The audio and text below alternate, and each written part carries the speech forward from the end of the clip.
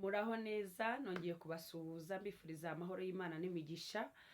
Ni Arisho AI TV show, ndagarutse nanone mu kiganiro. Munyihanganira ijwi ryanjye nirimeze neza ariko inshallah biraza kugenda neza. Hanyuma ikindi nongera kubabwira ngo mumbabarire, abantu benshi bari kuma comment bambwira ngo amashusho yanjye ntabwo aragaragara neza. Mu by'ukuri murabizi iyo umuntu atangira business, yatangira igikorwa ntabwo aba yikwije mu buryo bufatika, ariko icyo nzi neza bizagenda neza kandi rwose nimurorere kumva ubu butumwa.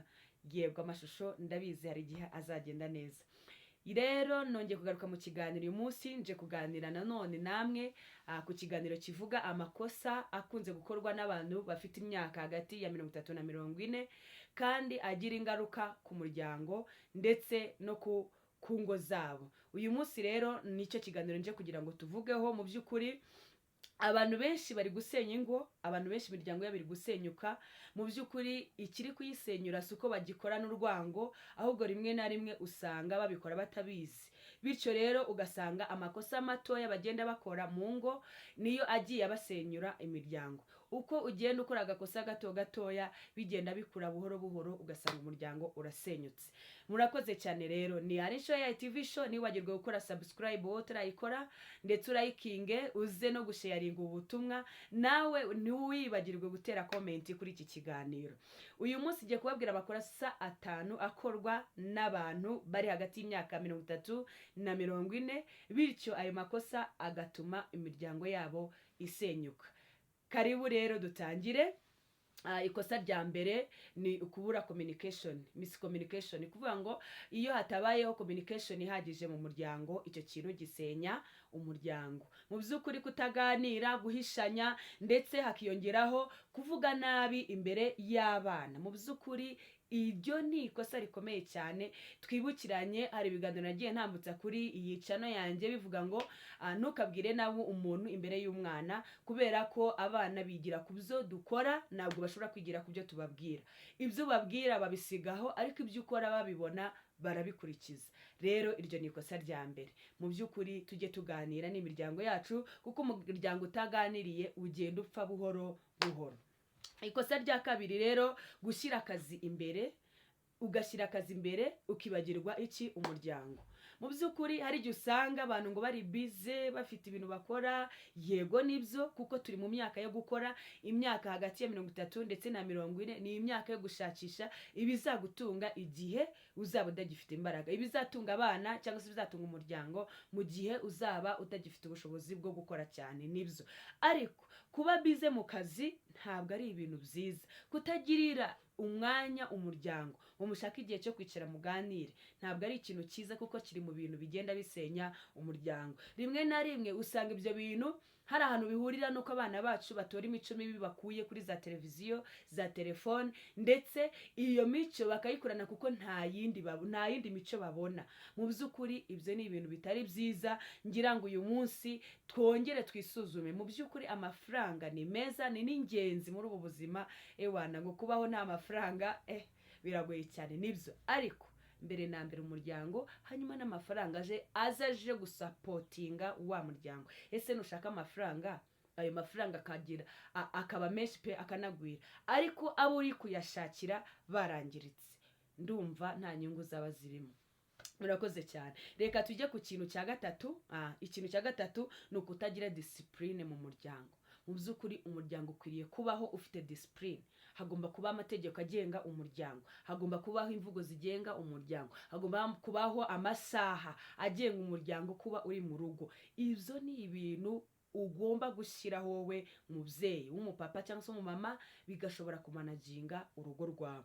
Ikindi kintu, iyo mu rugo nta discipline ihari, nta mategeko n'amabwiriza bihari bikurikizwa, usanga buri mwana wese yikorera ibyo ashaka, kandi mu by'ukuri ukibaza uyu mwana yabivanye he? Kubera iki? Nta guidance yigeze ahabwa. Icyo kintu kikagenda cyangiza umuryango. Mu by'ukuri hari n'ikindi cyitwa kutumvikana kw'ababyeyi. Iyo ababyeyi batumvikanye, my dear friend, ntago urugo rugira discipline rwose. Ibyo ndabibabwiye. Inama rero navuga nuko urugo rutagira discipline, urugo ntabwo rushobora kurama. Ntabwo urwo rugo rushobora kurama. Ikintu cya kane ngiye kuvuga rero, kudakemura ibibazo bikiri bito. hari ukuntu usanga mu rugo habaye agakosa, hakabaho kukirengagiza, hakabaho kureka kukavugaho, hakabaho kureka kugafatira umwanzuro, ugasanga ikintu cyo kwirengagiza amakimbirane yabaye mu rugo ntabwo ari cyiza. Guhisha ibibazo, guhisha amakosa kandi muri abantu bamwe, muri abantu mutuye mu nzu imwe, ntabwo ari ibintu byiza. Gutekereza ko bizikemura rero icyo ni ikindi kintu. Ntabwo ikibazo gishobora kwikemura, ikibazo gikemurwa n'abakigize. Nongere mbisubiremo, ikibazo gikemurwa n'abakigize. Ahangaha rero inama natanga mu by'ukuri, reka ikibazo kijye gikemurwa hakiri kare mu by'ukuri, kuko iyo ikibazo kidakemutse hakiri kare usanga uko kigenda byiyongera bigenda bikura. Ikintu cya gatanu rero ni ukwibagirwa indangagaciro. Na kera na kare byahozeho, umuryango nyarwanda wahoze urangwa n'indangagaciro ndetse na za kirazira. None kumva umuryango wawe w'abantu 2 cyangwa 3 4 wananiwe kugira indangagaciro ukwiriye kugenderwaho ndetse na za kirazira, rwose ibyo bintu ntabwo ari byiza. Ikintu cya mbere, we mubyeyi ugomba kutitesha agaciro imbere y'abana. Kutitesha agaciro imbere y'abana. Ikindi, ukwiriye kwigisha abana indangagaciro na za kirazira. Ibi birazira. Kirazira kugambanira umuryango, kirazira kurwana, kirazira gutaha nijoro, kirazira mbese ukashiraho kirazira zigena umuryango wawe. Ni ukuvuga ngo icyo kintu ni ikintu cyiza cyane, ariko iyo umuryango wagitakaje rwose urasenyuka. Ikindi, kutaba urugero rwiza. We mubyeyi niba utabaye urugero rwiza, ntabwo umuryango wawe rwose uzaba umuryango utekanye. Icyo nkubwira cyo ni uko ukwiriye kubera urugero rwiza abana. Ni ukuvuga ngo ikindi, kutubahana hagati y'abashakanye. Mana yanjye, icyo ni ikintu gikomeye cyane. Ese niba utashobora kubaha uwo mwashakanye, uzubaha uwo mutashakanye? Ibyo bintu ntabwo bishoboka. Inama natanga rero, indangagaciro nizo shingiro ry'umuryango. Nsubiremo, indangagaciro nizo shingiro ry'umuryango. Nta muryango, iyo nta muryango uhari ufite indangagaciro, mu by'ukuri nyine ntawe uba uhari. Namwe murabyumva. Nta muryango n'umwe utunganye pe. Ndongera mbisubiremo, nta muryango n'umwe utunganye. Ariko hari umuryango wiyubaka. Umuryango wiyubaka rero, ibyo byose ntabwo bibamo. Ibyo 5 byose mvuze ntabwo bibamo. Niba hari amakosa wajya gukora muri ayo ngayo ndi kuvuga hejuru, hakaba hari icyo wabonaga wica nkana, ndakwinginze tangira uyu munsi ugenda ukosora ikosa rimwe bizageraho bigende neza. Tangira uyu munsi ugenda ukosora ikosa rimwe. Mu by'ukuri niba hari ibyo wumvishe wajya gukora, tangira uyu munsi ugenda ukosora ikosa rimwe bizageraho bijye ku murongo neza. Murakoze cyane rero, ni Arinsho AI TV show. Nongera kubasaba subscribe kuba tarazikora, abazikoze mukore like ndetse mutere comment ndetse munasharinge ibi biganiro bigere kure. Muri abantu b'ingenzi, muri abagaciro, ndabakunda cyane.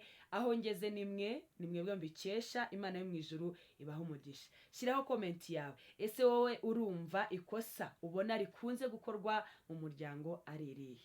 Murakoze cyane rero, ibiganiro byacu nakagaruka. Ciao ciao.